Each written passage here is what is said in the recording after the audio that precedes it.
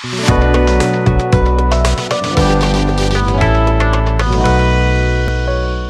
Everyone, so current electricity के questions में circuit analysis के क्वेश्चंस हम कर रहे थे। कंटिन्यू करते हैं जहाँ पे लास्ट लेक्चर में छोड़ा था। सो ये क्वेश्चन देखिए, a simple circuit contains an ideal battery and resistance R if second register is placed in parallel with the first. So question को समझते हैं। क्या कहना चाह रहा है कि हमारे पास एक सिंपल सा सर्किट है जिसमें एक बैटरी है, ठीक है, और एक रजिस्टर है and this register is R. Second register कोई होता है, मान लीजिए आर प्राइम, उसको फर्स्ट के पैरेलल में कनेक्ट कर दिया, ठीक है। सेकेंड रजिस्टर के कंटेन करने से या सर्किट में इंक्लूड करने से क्या फर्क पड़ेगा, ये हमें यहाँ पर पता करना है।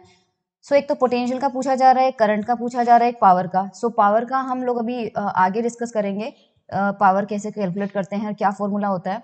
सो पावर वाले पे फोकस नहीं करेंगे, सिर्फ पोटेंशियल और करंट में देख लेते हैं। सबसे पहली चीज इसकी जो पोटेंशियल होता है अक्रॉस आर विल डिक्रीज, यानी जो पुराना रेजिस्टेंस है क्या उसके अक्रॉस पोटेंशियल डिफरेंस डिक्रीज होगा?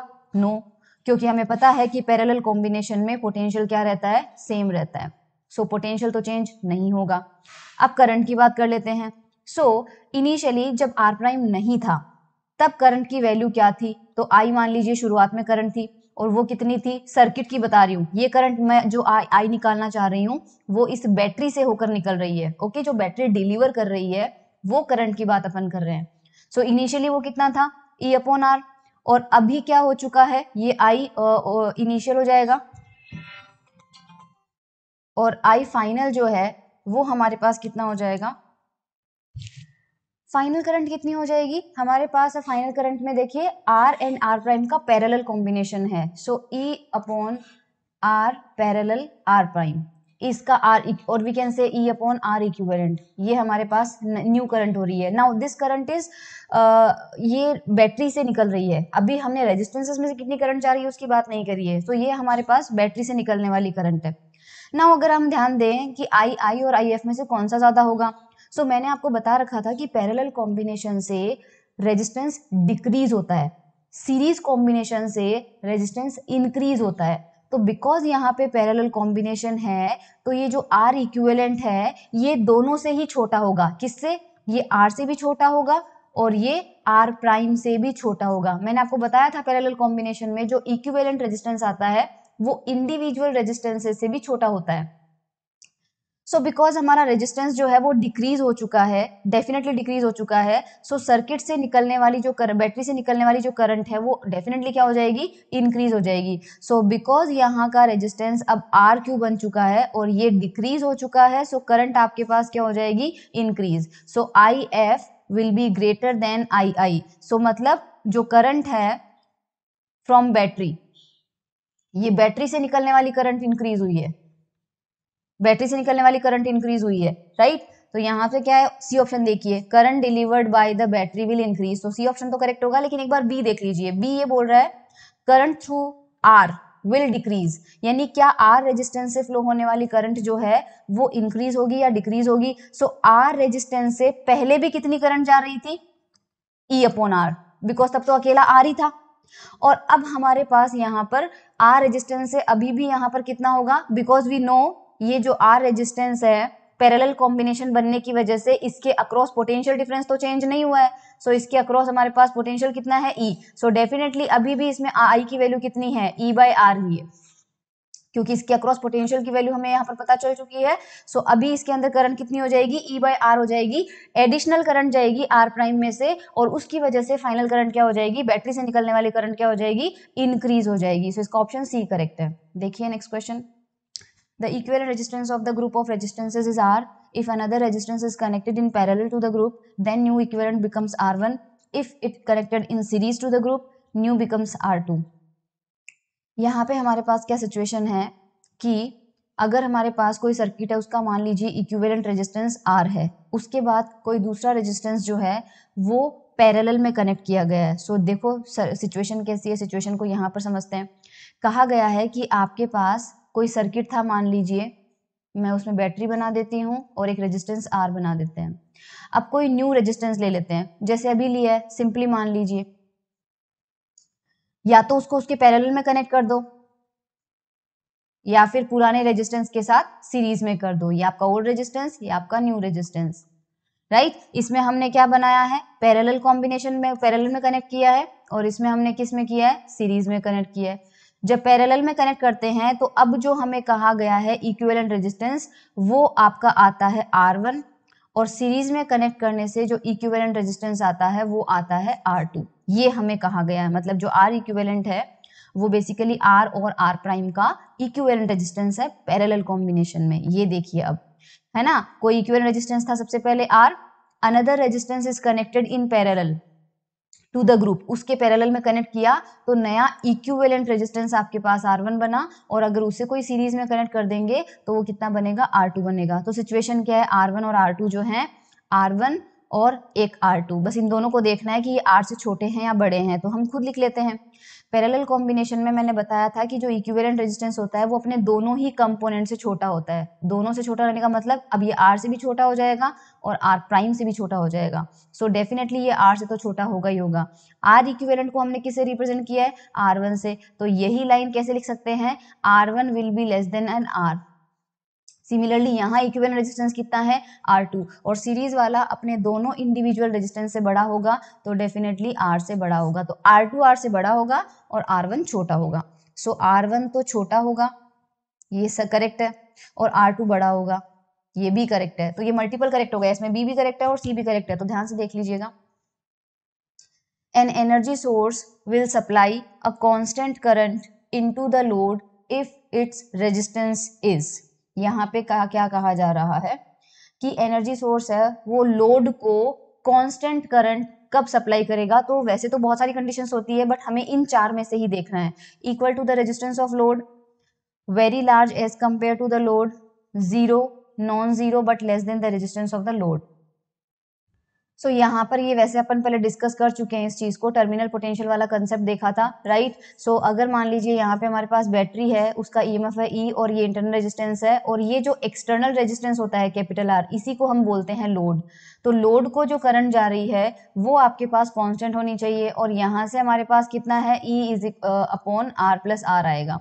सो देखो, ई ईएमएफ होता है, ईएमएफ कभी चेंज नहीं होता है, हमें पता बैटरी का टर्मिनल पोटेंशियल क्या होता है, ई माइनस आई आर हो सकता है या ई प्लस आई आर हो सकता है, राइट। सो ये V जो है दैट कैन बी चेंज, ये चेंज हो सकता है आपके पास, लेकिन बैटरी का जो ईएमएफ होता है वो हमेशा क्या होता है, कांस्टेंट होता है। तो this E term is constant. Load आप एक्सटर्नल कनेक्ट कर रहे हो, अगर ये आपने कांस्टेंट लिया है, सो अगर आपको करंट कांस्टेंट चाहिए तो यहाँ पर आपके पास स्मॉल r की वैल्यू क्या हो जानी चाहिए, जीरो हो जानी चाहिए। अगर ये जीरो हो जाएगा तो कांस्टेंट करंट आपको कितनी मिल जाएगी, E अपॉन आर मिल जाएगी, ठीक है। तो इसका मतलब यहाँ पे क्या हो जाएगा, जीरो। नेक्स्ट क्वेश्चन भी देखिए, when a current of 4 ampere flows within a battery from its positive to negative terminal, the potential difference across the battery is 12 volt. बना लेते हैं पहले सिचुएशन। 4 एम्पियर की करंट जाती है, लेकिन with in a battery, with in का मतलब बैटरी के अंदर उसकी डायरेक्शन दी है, बैटरी के अंदर, पॉजिटिव से नेगेटिव। ये बड़ा अच्छा क्वेश्चन है, कंसेप्ट क्लियर होगा इससे। देखो, कहा गया है कि एक बैटरी है, ये इस तरह से बना दिया आपने, ये उसका पॉजिटिव टर्मिनल है और ये नेगेटिव है। आपको बैटरी के अंदर करंट दी है पॉजिटिव से नेगेटिव, बैटरी के अंदर का मतलब ये पॉजिटिव से नेगेटिव, क्योंकि ये बैटरी के अंदर की डायरेक्शन है, तो पॉजिटिव से नेगेटिव मतलब करंट ऐसे जा रही है।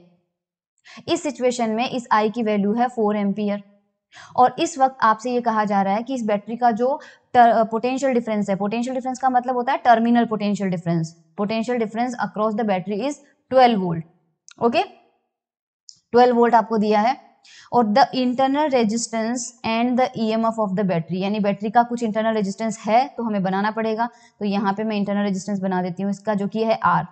सो आपको इस बैटरी के अक्रॉस पोटेंशियल डिफरेंस का मतलब है आपको यहाँ पे टर्मिनल पोटेंशियल का एक्सप्रेशन लेना है। ईएमएफ में हम सिर्फ बैटरी का यहाँ पे ईएमएफ ले लेते हैं, लेकिन आर को इंक्लूड करके ई माइनस आई आर या फिर ई प्लस आई आर करते हैं तो वो हमारे बैटरी का पोटेंशियल होता है। सो हमारे पास टर्मिनल पोटेंशियल का एक्सप्रेशन मैंने चार्जिंग और डिस्चार्जिंग दोनों के केस में बताया। मैंने आपसे कहा था कि बैटरी के पॉजिटिव टर्मिनल की तरफ करंट आ रही हो, जैसे कि इस सिचुएशन में हो रहा है, तो यहाँ पर बैटरी चार्ज हो रही है, और जब चार्ज हो रही है तो उसका फॉर्मूला होता है ई प्लस आई आर। हमें V की वैल्यू कितना दे रखा है, 12 वोल्ट गिवन है। ईएमएफ हमें पता नहीं है, करंट 4 एम्पियर है और हमें आर भी नहीं पता है। Suppose this is equation number 1। Second situation में हमें क्या दे रखा है, the potential difference across the battery is 9 volt when a current of 2 ampere flows with in, अभी भी बैटरी के अंदर है लेकिन नेगेटिव से पॉजिटिव की तरफ इस बार आपको करंट मिलेगी। सो यहाँ पर देखिए इस बार आपके पास पॉजिटिव ये है, नेगेटिव है, बैटरी के अंदर नेगेटिव से पॉजिटिव यानी कि करंट की डायरेक्शन ये होगी, तो करंट बैटरी से बाहर निकल रही है और जब करंट बैटरी से बाहर निकल रही होती है पॉजिटिव टर्मिनल से तो वो डिस्चार्जिंग होती है और डिस्चार्जिंग के केस में टर्मिनल पोटेंशियल का एक्सप्रेशन हमने पढ़ा था, इस बार 9 वोल्ट दिया है, ईएमएफ अभी भी उतना ही रहेगा। I told you EMF change, ये टर्मिनल वोल्टेज चेंज होता है, ईएमएफ कांस्टेंट रहता है और करंट इस बार 2 दे रखा है। Now this is equation 1 and 2, आप 1 और इक्वेशन में 2 इक्वेशन है, 2 अननोन है, you can solve and you can find out the value of E and R. तो यहाँ से अगर आप इसको सॉल्व करेंगे वो आप खुद कर लीजिएगा और आप निकालेंगे तो you will get C option 0.5 ohm and 10 volt. E की वैल्यू आपके पास आ जाएगी 10 वोल्ट और स्मॉल आर की वैल्यू आपके पास आ जाएगी 0.5 ओम। ये क्वेश्चन देखिए, थोड़ा सा और छोटा कर लेते हैं। हाँ, two resistances of equal magnitude R and having temperature coefficients alpha 1 and alpha 2 respectively, they are connected in parallel, the temperature coefficient of the parallel combination is approximately. So यहाँ पर देखिए टेम्परेचर कोफिशिएंट के बारे में मैंने आपको थोड़ा बहुत बता रखा है। रेजिस्टेंस जो होता है वो टेम्परेचर पर डिपेंड करता है। सो एक रिलेशन थोड़ा सा अपन देख लेते हैं। आपको बताया गया था कि किसी टी टेम्परेचर पे रेजिस्टेंस हमारे पास होता है like this, ठीक है, this is delta T which is the difference in temperature, correct. यहां से आप क्या लिख सकते हो, R T minus R naught is equals to R naught alpha delta T. Okay, now R T minus R naught, T temperature पे resistance और 0 degree temperature पे रेजिस्टेंस, तो बिकॉज यहाँ पर रेजिस्टेंसेस का डिफरेंस है तो हम इसे भी क्या लिख सकते हैं, डेल्टा आर, और ये हमारे पास हो जाएगा। और बिकॉज ये चेंज किस में है, ये हमारे पास आर नोट रेजिस्टेंस में चेंज है, राइट, तो delta R naught is equal to कितना हो जाएगा, R naught alpha delta T.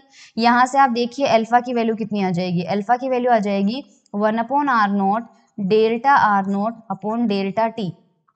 In general किसी रेजिस्टेंस के लिए लिखना है तो कितना हो जाएगा 1 बाय R1। अच्छा, ये चेंज इन रेजिस्टेंस है, ये चेंज इन टेम्परेचर है, तो rate of change of resistance हो गया एक्चुअली। तो डेल्टा को अगर अपन डी से रिप्लेस करें तो हम इसे क्या लिख सकते हैं, D R upon D T. So alpha का ये एक एक्सप्रेशन भी आपको ध्यान रखना है, टेम्परेचर कोफिशिएंट का एक एक्सप्रेशन आपके पास ये है, हम यहाँ पर ये वाला ही यूज करेंगे। सो हमें ये कहा गया है कि एक रेजिस्टेंस है हमारे पास R, उसका टेम्परेचर कोफिशिएंट है अल्फा 1, दूसरा रेजिस्टेंस है, just a minute, equal magnitude R and having temperature coefficient alpha 1 and alpha 2, उनके टेम्परेचर कोफिशिएंट अलग अलग है, इस ये भी R है लेकिन इसका क्या है, अल्फा 2 है। पूछा क्या जा रहा है, कनेक्टेड इन पैरेलल, इनको पैरेलल में कनेक्ट कर दिया गया है, ये लो इनको पैरेलल में कनेक्ट कर दिया गया है। अब क्या पूछा जा रहा है, temperature coefficient of the combination, combination का टेम्परेचर कोफिशिएंट कितना होगा।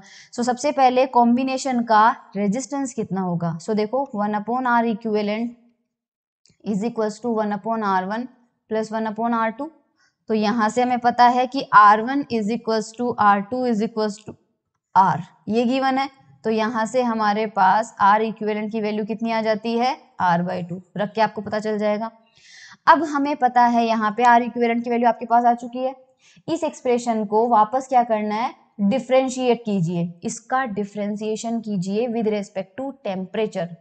टेम्परेचर के रेस्पेक्ट में क्यों डिफरेंशिएट कर रहे हैं, क्योंकि जैसे जैसे टेम्परेचर चेंज होगा रेजिस्टेंस भी बदलेगा, तो अगर किसी क्वांटिटी में कोई चेंज आता है किसी दूसरी क्वांटिटी के रेस्पेक्ट में तो उसे डिफरेंशिएट किया जा सकता है। सो यहाँ पे आपके पास क्या दिया हुआ है, 1/x का डिफरेंशिएशन आपने देखा होगा, -1/x²। सपोज मैं y के रेस्पेक्ट में कर रही हूँ, या मान लीजिए y का ही ले लीजिए, y का x के रेस्पेक्ट में कर रहे हैं तो क्या लिखते हैं, माइनस का y² dy/dx, इस तरह से आपको डिफरेंशिएशन करना होता है। सो 1 अपॉन आर इक्विवेलेंट का कितना हो जाएगा, -1 upon R equivalent square D R equivalent upon D T, क्योंकि आर का डिफरेंशिएशन मैंने पहले आर के रेस्पेक्ट में ही कर दिया, जबकि करना था मुझे किसके रेस्पेक्ट में, टेम्परेचर के रेस्पेक्ट में। सिमिलरली यहाँ पर कितना हो जाएगा, minus R1 square dR1 upon dt, minus 1 upon R2 square dR2 upon dt। ये माइनस माइनस हटा दो तो ये भी प्लस हो जाएगा, ये भी प्लस हो जाएगा, ये भी प्लस हो जाएगा। अब इसमें क्या कर सकते हैं, आर इक्विवेलेंट को एज इट इज छोड़ देते हैं, यहाँ पे आर इक्विवेलेंट आ जाएगा dR equivalent by dt। Similarly 1 upon R1 अलग से रखो और बाकी टर्म को हम यहाँ पर भेज देते हैं, और सिमिलरली यहाँ पर R2 को एज इट इज रखिए 1 upon R2 dR2 upon dt। और अब अल्फा का एक्सप्रेशन देखिए, अल्फा टेम्परेचर कोफिशिएंट क्या होता है, ये रहा 1 by R D R by D T, 1 by R D R by D T, ये रहा 1 by R D R by D T, 1 by R D R by D T and 1 by R D R by D T. So यहाँ पे तो हमारे पास आ जाएगा are equivalent, और ये combination का अल्फा होगा, ठीक है, अल्फा इक्विवेलेंट आप बोल दीजिए इसको। यहाँ पे हमारे पास आ जाएगा 1 अपॉन R1, और ये फर्स्ट रेजिस्टेंस का अल्फा होगा और ये सेकेंड रेजिस्टेंस का अल्फा। हमें R1 की वैल्यू R ही गिवन है, सो ये 1 बाय आर अल्फा 1 हो जाएगा, प्लस 1 बाय आर, ये भी हमें अल्फा आर ही गिवन है तो अल्फा 2 हो जाएगा। और यहाँ पे आर इक्विवेलेंट हम निकाल चुके हैं, कितना आया था, R बाई 2 आया था, तो ऊपर जाएगा तो 2 बाय आर हो जाएगा और ये आ जाएगा अल्फा इक्विवेलेंट। बस यहाँ पे देखो आर से आर कैंसिल आउट हो रहा है और अल्फा इक्विवेलेंट हमारे पास कितना आ रहा है, अल्फा 1 प्लस अल्फा 2 अपॉन 2। सो ये हमारे पास कॉम्बिनेशन का टेम्परेचर कोफिशिएंट होगा। A battery consists of a variable number n identical cell having internal resistance connected in series. The terminals of the battery are short circuited and then current I measured. Which one of the graph shows the relationship between I and n? So question explain कर देती हूँ। हमारे पास n batteries connect की हुई है और वो series में है, तो जब हमारे पास सीरीज में होती है तो आपको पता है कि इस तरह से कनेक्शन होता है, और मैंने आपको बैटरी का सीरीज एंड पैरेलल कॉम्बिनेशन समझा रखा है। अगर ये आपके पास n बैटरी सीरीज में कनेक्टेड है तो जो नेट ईएमएफ आएगा आपके पास वो कितना हो जाएगा, n टाइम्स ई हो जाएगा। और ये सारे के सारे रेजिस्टेंस भी सीरीज में कनेक्टेड है तो आर इक्विवेलेंट आपके पास कितना हो जाएगा, n टाइम्स आर हो जाएगा।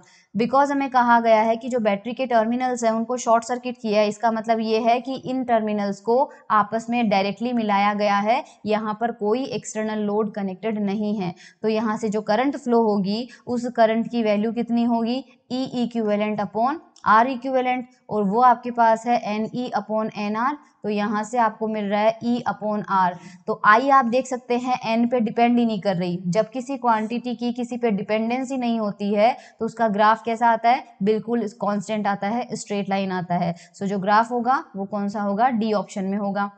ये कहा गया है कि अगर उन सेल्स को सीरीज में ना करके पैरेलल में कनेक्ट कर देते तो सिचुएशन क्या होती। तो पैरेलल में कनेक्ट करने से भी आपको बताया है कि एक ईएमएफ इस तरह से होगा, दूसरा इस तरह से होगा, तीसरा इस तरह से होगा, और बाद में इन सर्किट को आप अटैच करके और शॉर्ट सर्किट कर दिया गया है। सो इस सिचुएशन में ई इक्विवेलेंट की वैल्यू कितनी होगी, ई ही होती है। पैरेलल कॉम्बिनेशन बैटरीज का मैंने पढ़ाया हुआ है, लेकिन जो आर इक्विवेलेंट होगा वो कितना हो जाएगा, आर बाई एन, ये भी पढ़ा रखा है। सो करंट की वैल्यू कितनी होती है, E equivalent upon R equivalent, और वो आपके पास हो जाएगा E upon R by N होगा।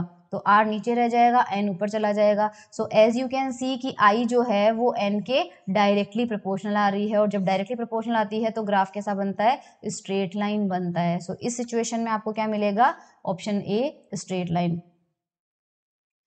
इसमें यहाँ पे कहा गया है कि इन the figure shown battery 1 has 6 volt EMF, इसका ईएमएफ 6 है और इंटरनल रेजिस्टेंस 1 है। सेकेंड बैटरी का ईएमएफ 2 है, इसका 2 है एंड इंटरनल रेजिस्टेंस 3 है।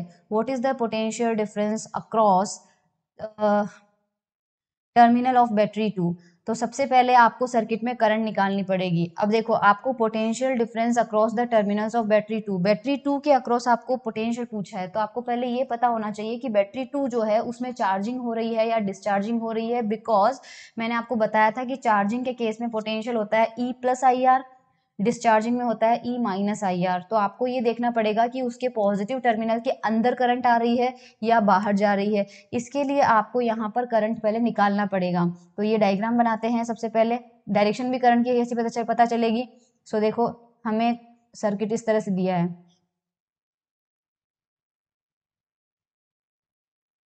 6 वोल्ट है और ये 1 ओम है, ये 3 ओम है, ये 2 वोल्ट है। इनिशियली पहले आप रैंडमली अपनी जो मर्जी हो उस डायरेक्शन में करंट मान लीजिए। सपोज मैं इस डायरेक्शन में करंट मान लेती हूँ, तो आई मेरी यहाँ पे गई, तो आई मेरी है, तो ये मेरा पॉजिटिव टर्मिनल है, ये नेगेटिव। और बिकॉज 3 ओम में से करंट अगर मेरी डायरेक्शन के हिसाब से जा रही है तो ये पॉजिटिव होना चाहिए, ये नेगेटिव, क्योंकि हायर से लोअर की तरफ करंट जाती है।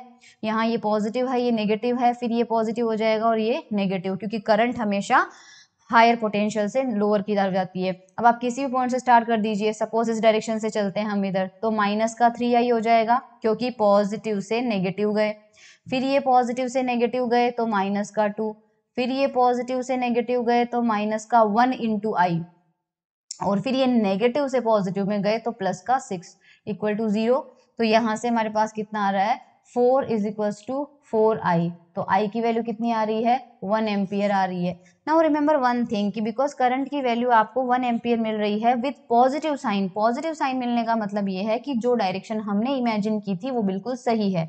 अगर वो बिल्कुल सही है तो सिर्फ नीचे वाली बैटरी को बनाते हैं, तो नीचे वाली बैटरी में ये सिचुएशन है, और नीचे वाली बैटरी में करंट हमने ऐसे मानी थी, इसका मतलब इस बैटरी के अंदर करंट जा रही है। देखो ये बड़ा इंपॉर्टेंट है कि इसके अंदर करंट जा रही है, और अगर इसके अंदर करंट जा रही है 2 वोल्ट के अंदर, इसका मतलब इस बैटरी की चार्जिंग हो रही है, और अगर इसकी चार्जिंग हो रही है तो इसका जो पोटेंशियल होगा वो कितना लेना पड़ेगा अपन को, E plus I into R लेना पड़ेगा। सो हमारे पास यहाँ पर सिचुएशन क्या हो जाएगी, बैटरी का EF कितना है 2 प्लस करंट कितनी है 1, और ये रेजिस्टेंस कितना दिया था 3 ओम। सो ये आंसर कितना आ रहा है 5, तो इसका आंसर 5 होना चाहिए। यस, ऑप्शन सी में है 5। अब ये थोड़ा सा देखिए, हमारे पास ए एंड बी में इक्विवेलेंट रेजिस्टेंस निकालना है, और इन सारी ब्रांचेस का जो रेजिस्टेंस है वो हमारे पास किन्हीं भी दो जंक्शन के बीच में जो रेजिस्टेंस है वो R बन रहा है। सो इस तरह इसका हम क्या करेंगे, सो ये वाला डायग्राम भी बना लेते हैं। देखो ट्राइंगल के अंदर ट्राइंगल बनाना है हमें। सो ये मैं थोड़ा सा आपको एक वाला ट्राइंगल में सॉल्व कर देती हूँ, and then I will leave up to you. So ये देखो, इसका R है, इसका R है, इसका R है, यहाँ पे R है, यहाँ पे R है। हमें ये टर्मिनल दे रखा है, ए यहाँ पे है हमारा और बी हमारा यहाँ पे है। तो सबसे पहले हम क्या करेंगे इस सिचुएशन में, अब यहाँ पर देखिए ये वाला R और ये वाला R ये मिलके किस में हो रहे हैं, सीरीज में हो रहे हैं। तो इसका मतलब इन दो को हटा दीजिए और यहाँ पे आप बना दीजिए 2R। फिर ये वाला 2R और ये वाला R किस में है, पैरेलल में है, और 2R और R से पैरेलल में जो कॉम्बिनेशन आता है वो होता है 2R/3। तो यहाँ से अपन को क्या मिलेगा, देखिए A इस तरह से है, B इस तरह से है। ये ट्राइंगल को तो हमने अभी तक टच भी नहीं किया है, लेकिन अब इन 2R और R से 2R/3 मिल रहा है, वो मैं यहाँ बना रही हूँ 2R/3। सिमिलरली ये R और ये R कितना दे देगा आपको, 2R दे देगा, और फिर ये R और ये 2R पैरेलल में आके फिर से क्या बनेगा, 2R/3 ही बनेगा। तो यहाँ पे आपके पास आ रहा है देखिए 2R/3। ये 2R/3 और ये 2R/3 कितना हो जाएगा, 4R/3 हो जाएगा। सो फिर से देखो ट्राइंगल हमारे पास ये यहाँ पे हमारे पास आ रहा है 4R/3, और यहाँ पे हमारे पास कितना है R, ये हमारे पास R। अब ये 4R/3 और ये R किस में हो जाएंगे, पैरेलल कॉम्बिनेशन में हो जाएंगे। सो यहाँ पे हमारे पास लास्ट जो डायग्राम बनेगा वो देखिए, A यहाँ पे है और B यहाँ पे है, ये हमारे पास R हो जाएगा, और यहाँ पे हमारे पास क्या है 4R/3 पैरेलल R, इन दोनों का पैरेलल कॉम्बिनेशन। अब मैं बिल्कुल सॉल्व नहीं करूंगी क्योंकि ये इजी हो चुका है, आपको इन दोनों का सीरीज निकालना है, और जो सीरीज आएगा, सपोज R1 आता है, वो R1 और ये वाला R क्या होंगे, पैरेलल में होंगे। तो R1 पैरेलल टू R हो जाएगा, और इससे आपको इसका इक्विवेलेंट कॉम्बिनेशन मिल जाएगा। You will gate 11R/18। ये आप खुद से सॉल्व करके देख लीजिएगा। ये व्हीटस्टोन ब्रिज का क्वेश्चन है जो कि हम इंस्ट्रूमेंट में करेंगे, तो व्हीटस्टोन को एक बार के लिए छोड़ देते हैं। ये देखिए नेक्स्ट क्वेश्चन हमारा है, one end of nichrome wire of length 2L and cross sectional area A is attached to an end of another nichrome wire of length L and cross section area 2A. If the free end of the longer wire is at potential of 8 volt and the free end of the shorter wire is an electric potential of 1 volt, the potential at the junction will be. Junction पे potential कितना होगा। तो ये diagram बनाते हैं। सबसे पहले 12 और ए का एक वायर बनाते हैं। देखो ये एक वायर है हमें, जिसकी लेंथ हमें गिवन है 12 और क्रॉस सेक्शन एरिया का मतलब ये वाला एरिया, ये हमें ए गिवन है। इसी से दूसरा निक्रोम वायर कनेक्ट किया है जिसकी लेंथ जो है वो एल है, लेकिन उसका जो क्रॉस सेक्शन एरिया है वो हमें कितना दिया है 2a। हमें कहा गया है कि ये एंड जो है 8 वोल्ट पोटेंशियल पे है और ये वाला एंड का पोटेंशियल 1 वोल्ट है। जंक्शन पे पोटेंशियल कितना होगा, VA की वैल्यू यहाँ पर हमसे पूछी गई है। ओके, सो यहाँ पर सिंपली क्या होगा, देखो इस कंडीशन में क्या करेंगे अपन, इस कंडीशन में अपन करेंगे कि बिकॉज यहाँ पर 8 वोल्ट है और यहाँ का पोटेंशियल कुछ होगा तो पोटेंशियल डिफरेंस आ गया। अगर पोटेंशियल डिफरेंस आ गया तो करंट फ्लो होने लगेगी। मान लीजिए करंट इधर जा रही है, तो अगर आई करंट यहाँ से फ्लो होती है तो इस जंक्शन से कितनी करंट होकर गुजरेगी, आई करंट होकर गुजरेगी। तो दोनों के अंदर करंट की वैल्यू निकाल लीजिए। अब हमें पता है कि अगर कोई रेजिस्टेंस R होता है और उसके उधर पोटेंशियल डिफरेंस आपके पास V1 और V2 है तो करंट की वैल्यू क्या होती है, पोटेंशियल डिफरेंस जो भी होगा V1 minus V2 upon R होगा। सो हमें बेसिकली इस वायर का रेजिस्टेंस निकालना है। तो सबसे पहले इसका रेजिस्टेंस कैलकुलेट करते हैं। सपोज R1, तो वो कितना होता है रो L बाय A। तो रो तो दोनों के लिए सेम रहेगा क्योंकि मटेरियल सेम है।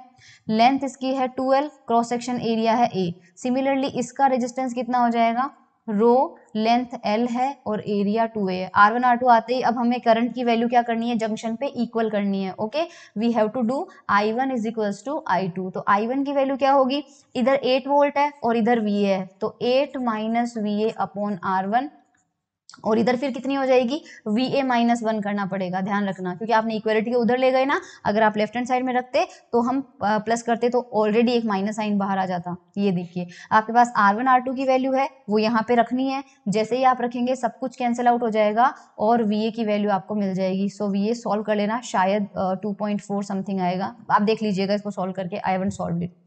ओके, इक्वेशन को सॉल्व करके नेक्स्ट क्वेश्चन आपके पास देखिए ये है, थोड़ा सा और बड़ा कर लेते हैं।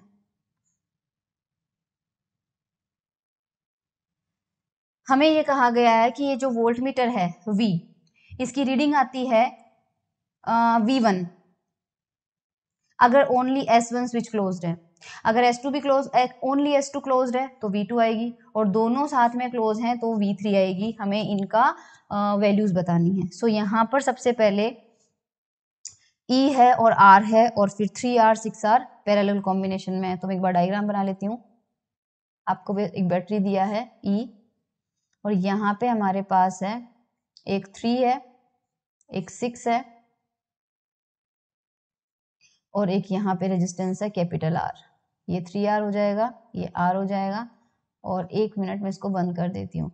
अब वोल्ट मीटर जो है वो सिर्फ यहाँ लगा हुआ है, वो यहाँ पे लगा हुआ है, यानी यहाँ जो रेजिस्टेंस आएगा उसके अक्रॉस पोटेंशियल की वैल्यू को वो मेजर करेगा। This is E। सबसे पहले देखो हम बात करते हैं S1 की। S1 यहाँ लगा हुआ था, तो अगर आपने S1 को क्लोज कर दिया, S2 ओपन रहेगा। अगर S2 ओपन रहेगा, S2 यहाँ था, अगर ओपन रहेगा तो 6R वाले रेजिस्टेंस में कोई करंट जाएगी नहीं। तो अगर 6R वाले रेजिस्टेंस में कोई करंट जाएगी नहीं तो वहां पर कोई पोटेंशियल ड्रॉप होगा ही नहीं। तो जो पोटेंशियल ड्रॉप होगा वो केवल 3R पे होगा। तो सबसे पहले सर्किट में आप 6R को बाहर ही कर दीजिए, यानी जब S1 क्लोज होगा तो सर्किट ऐसा बनेगा। E आपके पास है, 3R यहाँ पे रहेगा और ये मेन रेजिस्टेंस आपका R हो जाएगा। तो इस टाइम पे करंट कितनी जाएगी, करंट जाएगी आपकी E अपॉन 4R, ये करंट जाएगी।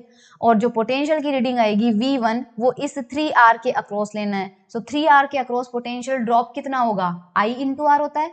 सो करंट आपके पास है E अपॉन 4R और मल्टीप्लाई किससे करना है, 3R से। तो ये कितना आ जाएगा, 3E अपॉन 4 आ जाएगा। ये हमारे पास V1 की वैल्यू होगी। ओके, सिमिलरली अगर आप S2 क्लोज कीजिए तो S2 क्लोज करेंगे तो अब मैं नहीं बना रही हूँ, 6R रहेगा, मैं सीधे करंट लिख देती हूँ। करंट आपके पास रहेगी E अपॉन, इस बार 3R वाला बाहर हो जाएगा तो 6R प्लस R 7R हो जाएगा, तो 7R हो जाएगा। और जो रीडिंग आएगी V2, वो V2 कितनी मिलेगी, करंट को मल्टीप्लाई करना है E अपॉन सॉरी किससे, 6R के अक्रॉस लेना है, 6R से अक्रॉस लेना है, ध्यान रखना। तो E अपॉन 7R और 6R, तो R से R कैंसिल हो जाएगा, 6E अपॉन 7। थर्ड केस में क्या होगा, दोनों ही आपके पास पैरेलल कॉम्बिनेशन में जुड़े हुए हैं, तो इस बार आपके पास दोनों में करंट जाएगी। स्विच S1 S2 क्लोज्ड है, तो आपको इन दोनों का सबसे पहले R इक्विवेलेंट लेना पड़ेगा। तो 3 और 6 का पैरेलल कॉम्बिनेशन हमें सबसे पहले लेना पड़ेगा। तो 3 और 6 का पैरेलल कॉम्बिनेशन कितना होगा, देखो 3 इंटू 6 अपॉन 3 प्लस 6, तो वो आ जाएगा 18/9 और वो कितना हो जाएगा 2, तो 2 आ जाएगा। सो सर्किट डायग्राम कैसा बनेगा कि यहाँ पे E आ जाएगा, ये 2 है और यहाँ पे हमारे पास R है और ये 2R हो जाएगा। सो इस टाइम पे हमारे पास करंट कितनी हो जाएगी, E/3R हो जाएगी, E/3R आ जाएगी। अब जो वोल्टेज ड्रॉप हमें लेना है वो इसी 2R के अक्रॉस लेना है, क्यों, क्योंकि दोनों का ही आपके पास क्या आ रहा है, दोनों ही स्विचेस आपके पास क्लोज है, तो V3 की रीडिंग आपके पास हो जाएगी E/3R और उसको किससे मल्टीप्लाई करना है अपन को, 2R से करना है, तो ये आ जाएगा आपके पास 2E/3। सो अब आपके पास यहाँ पे V2 आपको पता है, V3 आपको पता है और V1 कितना आपके पास, V1 है अपना 3E/4, ये है एक तरह से 3/4 समझ लो। V2 आपका है 6/7 और V3 आपका है 2/3। सो ये रेशो की वैल्यू सिंपली हम कैलकुलेट करके यहाँ पे निकाल सकते हैं। सो यहाँ पे हमारे पास हो जाएगा V2 ग्रेटर देन और ये V3, ये हमारे पास इसका आंसर हो जाएगा which is I guess in option number A. तो देख लीजिएगा आप कैसे आया। अब ये देखिए, battery of EMF and R is connected across a resistance R can be adjusted to any value greater than or equal to 0. Graph is plotted between I and V. Select the correct alternative. So V versus I का graph दिया है, बना लेते हैं जल्दी से। ये V का है और ये I का है, यहाँ पे 2 है, यहाँ पे 10 है। हमें पता है यहाँ पे एक ही बैटरी है और उसको हमें कैपिटल R से कनेक्ट किया गया है, और ये जो करंट है I और यहाँ के अक्रॉस जो पोटेंशियल होता है, सो जाहिर सी बात है और कोई बैटरी तो है नहीं, तो यही बैटरी डिस्चार्ज होगी, और डिस्चार्जिंग के केस में ग्राफ कैसा बनता है, इस तरह का। हमें ये V वर्सेस I का ग्राफ यहाँ पे दे रखा है। सो यहाँ पे सबसे पहले हम E और स्मॉल r की वैल्यू निकालते हैं। अब देखो पहली सिचुएशन में ये 0 पॉइंट है, आप एक बार यहाँ पर V की वैल्यू 0 रखिए, तो जब आपका V 0 होगा तो एज यू कैन सी उस वक्त I की वैल्यू कितनी आ रही है, 2, यानी जब आपका V 0 है तो I की वैल्यू कितनी आ रही है, 2। तो ऊपर वाली इक्वेशन रख दीजिए, 0 इज इक्वल टू E-2R, ये मैंने I और V की वैल्यू रख दी है। This is our equation number 1। Second equation हमें मिलेगी, I की वैल्यू जब 0 है तो V की वैल्यू हाईएस्ट कितनी है, 10 है, तो I की वैल्यू जब 0 है तो V की वैल्यू कितनी है, 10 है। अगेन पुट करो वैल्यू में, तो 10 is equal to E-0 into R। तो यहाँ से E की वैल्यू तो कितनी आ रही है, 10, इसका मतलब बैटरी का जो EMF है वो कितना आ रहा है, 10 वोल्ट आ रहा है। और जब E इक्वल टू 10 आ रहा है तो वो यहाँ पे रख दीजिए फर्स्ट इक्वेशन में। So 10 minus 2R is equal to 0, R की वैल्यू कितनी आ रही है, 5 ओम, तो स्मॉल r की वैल्यू आपके पास कितनी आ जाएगी, 5 ओम। ओके, सो यहाँ पर देखते हैं, internal resistance of battery is 5 ohm, yes ये हमें मिला है। EMF of the battery is 20 volt, नहीं हमें 10 वोल्ट मिला है। Maximum current which can be taken from the battery is 4 ampere, नहीं मैक्सिमम करंट आपके पास 4 एम्पियर नहीं है, क्योंकि मैक्सिमम करंट आपको यहाँ से मिल जाएगी। आप करंट की वैल्यू देख लीजिए, रेजिस्टेंस हमको दिया है क्या, हाँ मैक्सिमम करंट कितनी है, E/R मिल सकती है, और E हमारे पास कितना है, 10 है, और R हमारे पास कितना है, 5 है, तो E/R कितना मिल रहा है, 2 एम्पियर। तो मैक्सिमम करंट हमारे पास कितनी आ सकती है, और यहाँ पे दिख भी रहा है 2 एम्पियर हाईएस्ट है, 4 एम्पियर तक तो जा ही नहीं रहा है, तो 4 एम्पियर हमें नहीं मिलेगी। VI graph can never be straight line, अरे यार इस कैसे हो गया स्ट्रेट लाइन, तो दिख ही रहा है हमको। ये सेम क्वेश्चन मैंने थ्योरी में आपको करवा रखा है, so just do that question. यहीं पे x की वैल्यू हमने कैलकुलेट किया था, तो वहीं से आप x की वैल्यू कैलकुलेट कर लीजिएगा। 100 ohm probably you will get the result for this. Galvanometer का डिफ्लेक्शन 0 है और सेम सर्किट था, यहाँ पे प्रोबेबली 2 वोल्ट ही था, बस यहाँ की वैल्यू चेंज थी, यहाँ की वैल्यू चेंज थी, और सेम कंसेप्ट था। तो ये क्वेश्चन आप वहां से करके देखिएगा। In the figure shown the current through 2 ohm resistor is, इस 2 ओम से करंट कितनी जाएगी। सो देखो इस केस में क्या होगा कि अगर इस 10 वोल्ट की बैटरी के अकॉर्डिंग आप करंट रखें, सो अगर कोई करंट मान लीजिए यहाँ जाती है, और अगर वो इस 2 ओम में चली जाती है और आगे जाके वापस जाएगी, तो वापस इसी 2 ओम से होकर उसको निकलना पड़ेगा, यानी एक ही रेजिस्टेंस से करंट इधर भी जा रही है और लौटते टाइम इधर भी आ रही है। इस तरह की सिचुएशन किसी सर्किट में नहीं होती है, ध्यान रखना। अगर कोई करंट किसी रेजिस्टेंस से एक बार निकल गई तो जब कंप्लीट करके अपना लूप वापस लौटेगी तो किसी और पाथ से उसको लौटना पड़ेगा। तो राइट वाली जो लूप की करंट है, मतलब लेफ्ट वाला जो लूप है, उसकी करंट को जाने का रास्ता तो है बट आने का नहीं है। सिमिलरली राइट वाले लूप का भी जाने का रास्ता है बट आने का रास्ता नहीं है, इसलिए इस 2 ओम में कोई करंट फ्लो नहीं होगी और आंसर कितना होगा 0 एम्पियर। ये क्वेश्चन बहुत अच्छा है।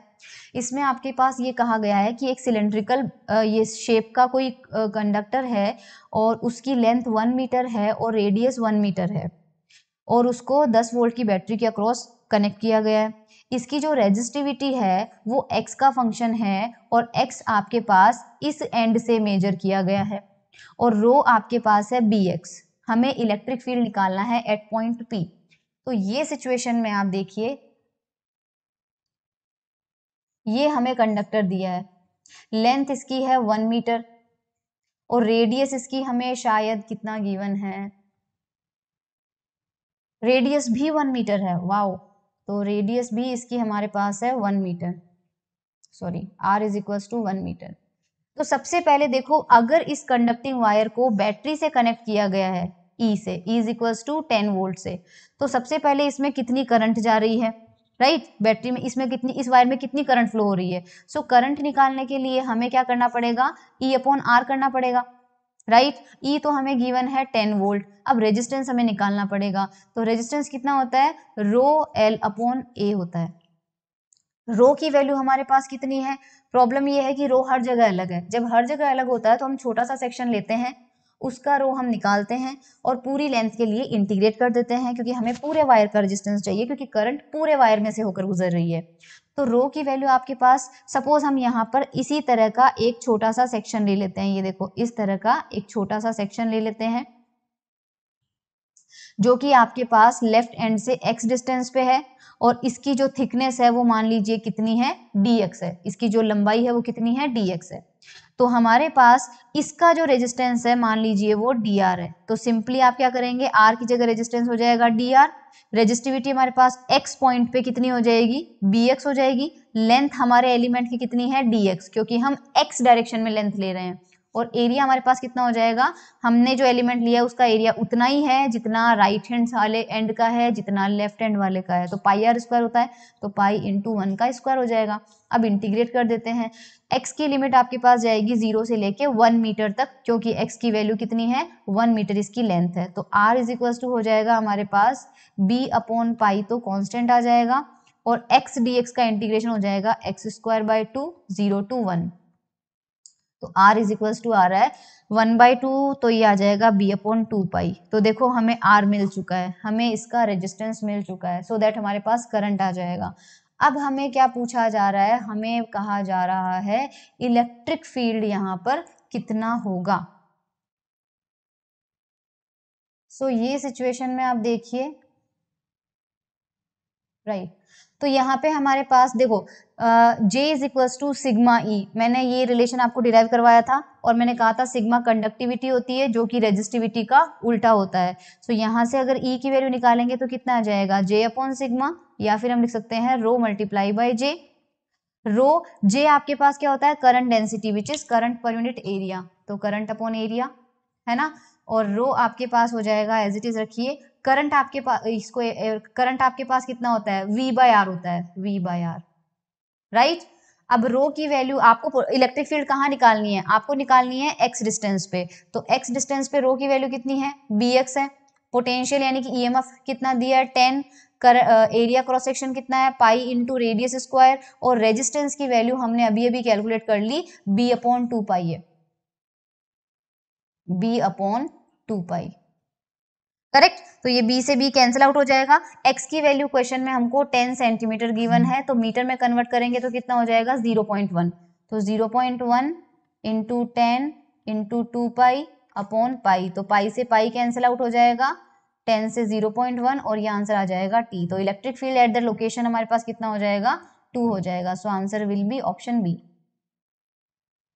ओके, ये क्वेश्चन बड़ा ही ट्रिकी होगा या फिर कैसे होगा, देखो इस क्वेश्चन को। If the wire has resistivity rho and cross sectional area A, the equivalent resistance between point P and Q. अब यहाँ पे अपन को P ये रहा और Q ये रहा, इसमें अपन को क्या करना है, इक्विवेलेंट रेजिस्टेंस फाइंड आउट करना है। तो चलते हैं इसका डायग्राम ड्रॉ कर लेते हैं पहले। Diagram, just a minute, diagram हमारे पास आ रहा है। वायर का शेप कुछ इस तरह से है।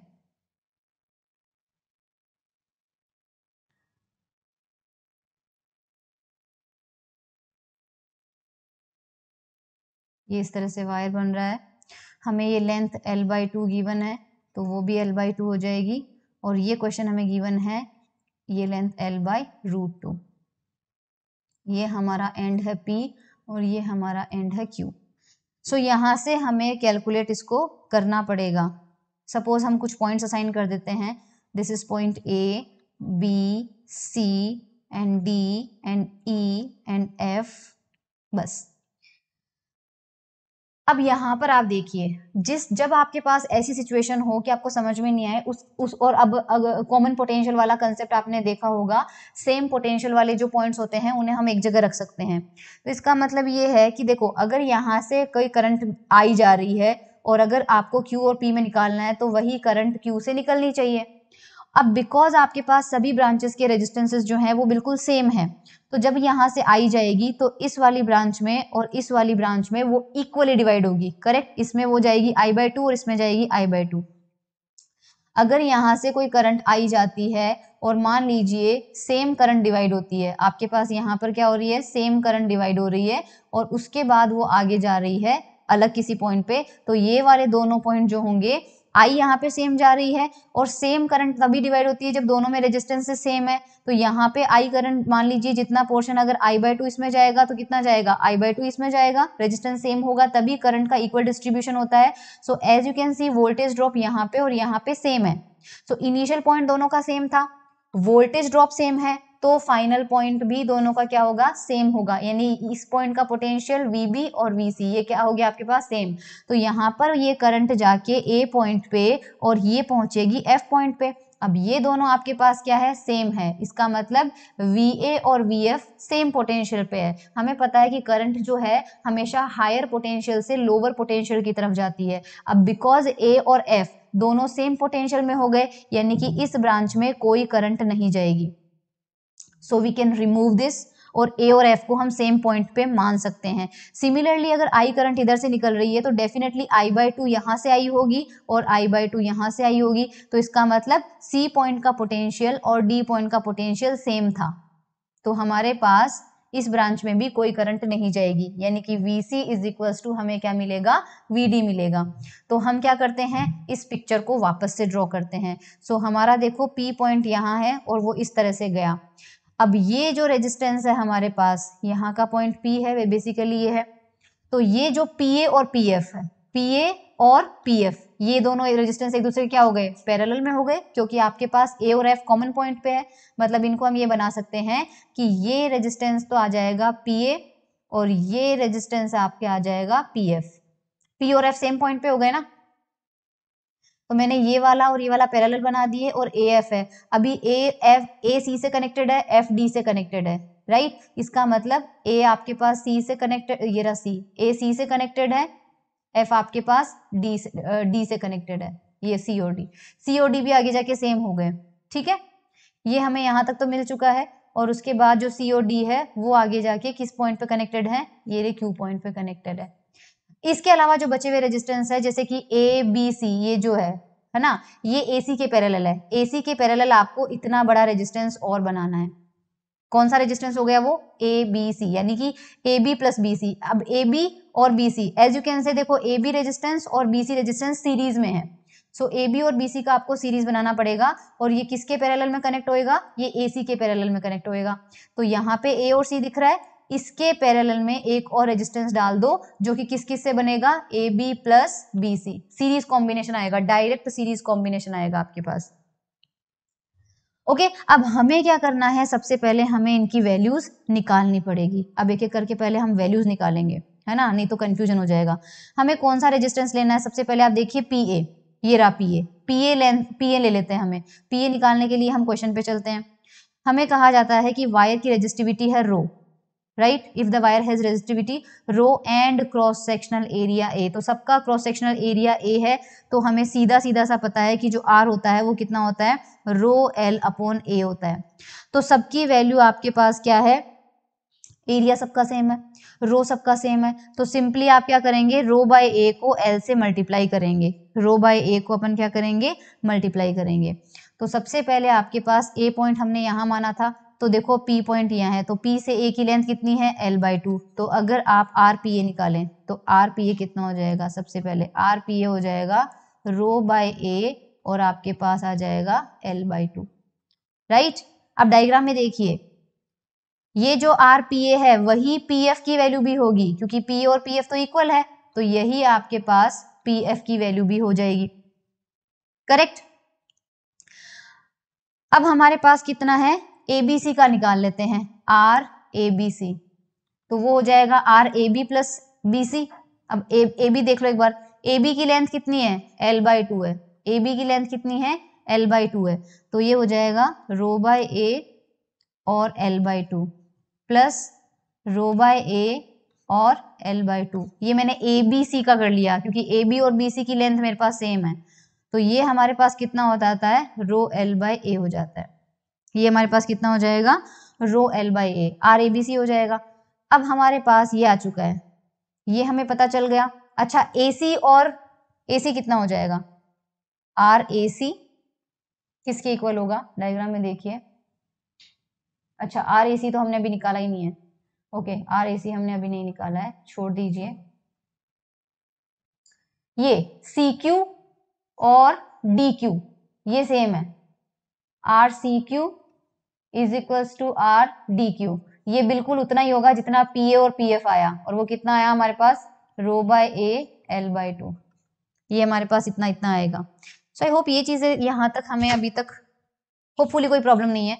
अब हम निकाल लेते हैं, ए एफ तो हमारा कट चुका है, सी डी हमारा कट चुका है, ए सी और एफ डी बिल्कुल सेम सेम होंगे, ए सी और एफ डी, तो ए सी और एफ डी इनकी लेंथ एल बाई रूट 2 दिया है, इनकी लेंथ एल बाई रूट 2 दिया है, तो रो बाय ए और कितना हो जाएगा ये एल बाई रूट 2, बस अब हमारे पास सब कुछ है, राइट हमारे पास सब कुछ है। और जिस तरह से हमने ये ए बी सी जोड़ा है वैसे ही आपके पास डी एफ के पैरेलल में आ रहा है डीई एफ, डी एफ के पैरेलल में डीई एफ, तो आपके पास ये डी एफ है, इसके पैरेलल में एक और आ रहा है डीई एफ, और डीई में डीई प्लस ई एफ, ये सीरीज में है, दिख रहा है आपको, ये देखो डीई और ई एफ ये सीरीज में है, बिल्कुल वैसे जोड़ा था।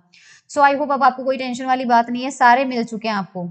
ये आपके पास है आर पी ए जो कि आपने यहाँ लिख रखा है, ये आपके पास है आर पी एफ जो कि मैंने यहाँ पे लिख रखा है, और ये चारों आपके पास सीरीज में है जिसमें से आर ए सी भी आपने लिख रखा है, ये रहा आर ए सी हो जाएगा, और आर डी एफ भी आपके पास में है, ये रहा आर डी एफ। तो इन सबका कॉम्बिनेशन बना के नाउ वी हैव जस्ट, हमको इनको क्या करना है, ऐड करना है। तो देखो सबसे पहले हम स्टार्ट एज इट इज वो लेके चलते हैं, हमें ऊपर मैंने लिख दिया है, मैं थोड़ा सा फेयर कर रही हूँ इसको, ये हमें मिला था 2 बाई ए और ये हमें मिला था R P F which can be seen from diagram, right. और हमें साफ साफ दिख रहा है कि जो आर ए बी सी है that is parallel to R A C C, picture में देखते जाइए ए बी सी मिला के ए सी के साथ पैरेलल हो रहा है, तो इनका जो पैरेलल कॉम्बिनेशन से मिलेगा, सपोज वो R1 है, so that will be 1 upon R A C plus 1 upon R A B C. अब बिकॉज ये लेंथ आपके पास L बाई 2 है और ये लेंथ आपके पास L बाई 2 है, तो दोनों की टोटल लेंथ कितनी हो गई, L हो गई, तो ABC तो आपको मिल जाएगा rho L by A, simply rho L by A मिलेगा, है ना, ABC आपको मिलेगा रो L बाई ए, तो उल्टा करेंगे तो कितना हो जाएगा A अपॉन रो L, और AC जो है ये लेंथ हमें दिया हुआ है L बाई रूट 2, ये हमें कितना दिया है, L बाई रूट 2 दिया है, तो यहाँ पे हमें कितना मिल जाएगा, L बाई रूट 2 ऊपर चला जाएगा, तो ये हो जाएगा root 2 A upon rho L, ये हमारे पास यहाँ पे R1 आ जाएगा। इसको सॉल्व करेंगे तो आप R1 की वैल्यू आपको मिल जाएगी, थोड़ा सा एलसीएम लेके आपको करना पड़ेगा, a एन रूट 2 प्लस 1, ये देखिए R1 आ चुका है, राइट। सिमिलरली आपके पास R2 पता करना आपको, राइट, R2 आपको पता करना है, तो R2 के लिए हम कौन सा लेंगे, देखो एक बार देखिए, R2 से पहले आप यहाँ पर मैं एक रेड लाइन बना रही हूँ जो सीरीज में होंगे, ये आपका PA गया, ठीक है, so this is RPA plus ABC का सीरीज AC के साथ मिलके जो पैरेलल कॉम्बिनेशन आपको मिला है, और ये क्या मिला है, R1, ये इन सबका पूरा कॉम्बिनेशन जो है वो सीरीज में है किसके साथ, PA। तो RPA प्लस R1, जो R1 हमने निकाला है, और लास्ट में ये देखिए CQ, ये CQ बेसिकली इस तरह से है, ये P गया, फिर यहाँ पे A आया, फिर आपका ये AC आ गया, और AC के पैरेलल में आप निकाल चुके हो ऑलरेडी, और फिर इधर से CQ आ जाएगा। तो PA, AC और CQ ये तीनों क्या है आपके पास, सीरीज में है। तो यहाँ से अपन को क्या मिल जाएगा, R2 मिल जाएगा, ये डायरेक्टली सीरीज में है। अब PA हमने देख लिया, रो L/2A ऊपर निकाला हुआ है, ये हमने R1 अभी निकाल लिया, A√2+1 आ जाएगा, और प्लस CQ हमारे पास आ जाएगा रो L/2A। तो ये हमारे पास यहाँ से क्या आ जाएगा, R2। इसको सॉल्व करेंगे, और इसको सॉल्व करने से थोड़ा सा सिंप्लीफाई करेंगे, तो हमारे पास LCM लेके सॉल्व कर लेना, probably you will get rho L/A, ये आ जाएगा √2+2 एन आ जाएगा √2+1, LCM लेके हो जाएगा ये आपसे, ठीक है। R2 आ जाएगा। सिमिलरली नीचे वाली ब्रांच का हो जाएगा। अब ये देखो ऊपर वाली ब्रांच है, नीचे वाली बिल्कुल आइडेंटिकल है। नीचे वाली में क्या है, PF, ये वाला ट्राइंगल और DQ, राइट। तो आपके पास PF और ये वाला ट्राइंगल और ये बिल्कुल, और सेम टू सेम ऊपर जितना ही आएगा, तो सिंपली आपको इसका डबल करना है, बस आपको इसका क्या करना है, डबल ही करना पड़ेगा। तो हमारे पास R इक्विवेलेंट, अच्छा पैरेलल में है, सॉरी पैरेलल में है, डबल नहीं करना पड़ेगा, क्योंकि नीचे वाली ब्रांच और ऊपर वाली ब्रांच पैरेलल में है। सो पैरेलल में क्या हो जाएगा, इनका डबल हो जाएगा आपके पास सिंपली। तो ये आपके पास आ जाएगा, जो भी आपको R2 मिला है उसका हाफ हो जाएगा, क्योंकि पैरेलल करना है। तो यहाँ पे अपन इसका हाफ करेंगे और थोड़ा सा सॉल्व करेंगे, तो अपने पास जो R इक्विवेलेंट है वो कितना आ जाएगा, रो L/2A, और वो आ जाएगा ऊपर √2+2, और ये आ जाएगा हमारे पास √2+1। ओके, सो ये हमारे पास आ जाएगा रो L/√2A। ये होप आपको समझ में आ रहा है कैसे आएगा। मैंने इसके अंदर 2 से डिवाइड किया है, तो ये 2 जो है ना, आप इस काम कीजिए, इसको रो L/, ये जो 2 बाहर लिखा हुआ है इसमें से √2 को तो बाहर रहने दीजिए, और बचे हुए √2 को अंदर मल्टीप्लाई कीजिए। तो ऊपर वाले से तो होगा नहीं, नीचे वाले से होगा, तो इससे √2 मल्टीप्लाई होगा और इससे √2 मल्टीप्लाई होगा, इन दोनों से मल्टीप्लाई होगा तो 2 आ जाएगा, और इससे मल्टीप्लाई होगा तो √2 आ जाएगा, और ये ऊपर वाला और नीचे वाला टर्म कैंसिल आउट हो जाएंगे, और आपके पास ये फाइनल आंसर आ जाएगा। तो इसका करेक्ट आंसर कौन सा होगा, रो L/√2A, ऑप्शन ए करेक्ट हो जाएगा। देखो ये सिचुएशन में मैंने थोड़ा सा आपको मिरर इमेज वाला बताया था कि आपको ऐसी लाइन ड्रॉ करनी है जहां पे हम क्या कर सकें, उसकी जो इमेज है वो क्रिएट कर सकें। तो सिमेट्री वाला जो कंसेप्ट होता है वो यहाँ पे लग जाता है। ऐसी सिचुएशन में अगर ए से आई करंट एंटर होती है तो सारे रेजिस्टेंस आइडेंटिकल है, तो ऊपर और नीचे आपके पास बिल्कुल सेम सी जाएगी, राइट। तो आप इसमें से क्या कर सकते हो, सिमेट्री बना सकते हैं। इस केस में सिमेट्री का मतलब होता है, आप अगर इस तरह से एक लाइन ड्रॉ कर देते हैं, आप इस तरह से एक लाइन ड्रॉ कर देते हैं, तो आपके पास ये क्या हो जाएगी, इस पूरी पिक्चर को क्या करना है, आपको उल्टा करके देखना है, और उल्टा करके देखने से ये सिचुएशन हमारे पास बन जाएगी, ठीक है। तो आई होप इसमें अपन को बिल्कुल भी टेंशन नहीं आएगी। कैसे इसका डायग्राम बिल्कुल ऊपर वाला बनेगा, देखो ये पॉइंट और ये पॉइंट का पोटेंशियल सेम है, ए एंड बी का पोटेंशियल सेम होगा, इसलिए बी को उठा के ए पे डाल दो, नीचे से उठाओ बी को और ऊपर ए पे प्लेस कर दो। जैसे ही उठाओगे ये वाला रेजिस्टेंस और ये वाला रेजिस्टेंस क्या आ जाएंगे, पैरेलल में आएंगे। तो सिचुएशन आपके पास कुछ ऐसी बनेगी, देखो इसकी, let me just draw the diagram. आपके पास इसका डायग्राम कुछ इस तरह से आएगा, ये लाइन एज इट इज रहेगी, यहाँ पे हमारे पास 2 पैरेलल हो जाएंगे, नीचे वाला डायग्राम बिल्कुल ही कैंसिल हो जाएगा। अब